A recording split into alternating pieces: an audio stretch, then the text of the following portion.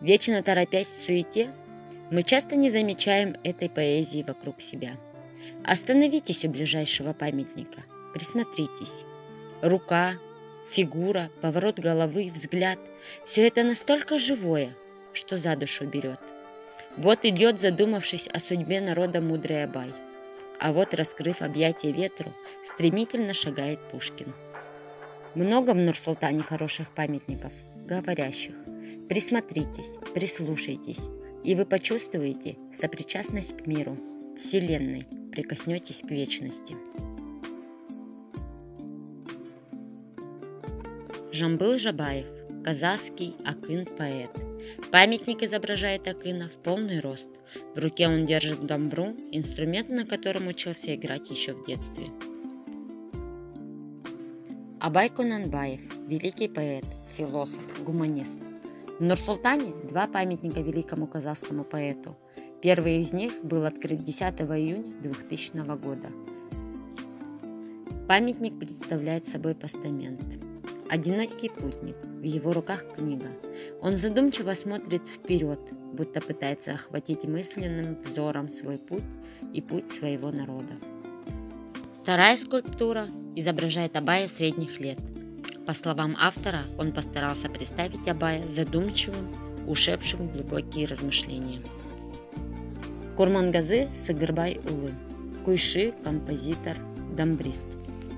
Куйши изображен сидящим на возвышении. Он держит в руках дамбру, которая является точной копией настоящей дамбры, принадлежащей Курмангазы.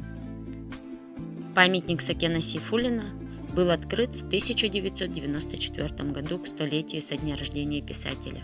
Писатель изображен сидящим, закинув одну ногу на другую, через спинку стула перекинуто пальто. Алия Малдагулова, снайпер 54-й отдельной стрелковой бригады.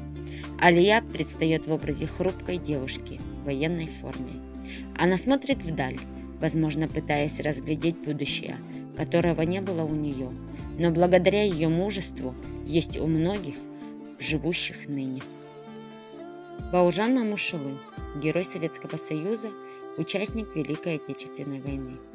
Памятник изображает героя в полный рост, является подарком Нур-Султана от Жамбылской области, где он родился. С места первоначальной установки перенесен в 2015 году в парк имени Баужана Мамушылы в связи с подготовкой к празднованию 70-летия Победы в Великой Отечественной войне. Александр Сергеевич Пушкин, великий русский поэт. Поэт изображен в движении. Художник запечатлел его в момент, когда он делает шаг вперед в прорыве творческого вдохновения. Руки его раскрыты в разные стороны, в одной руке он держит трость, а в другой – шляпу-цилиндр. Памятник отмечен золотой медалью Российской академии художников.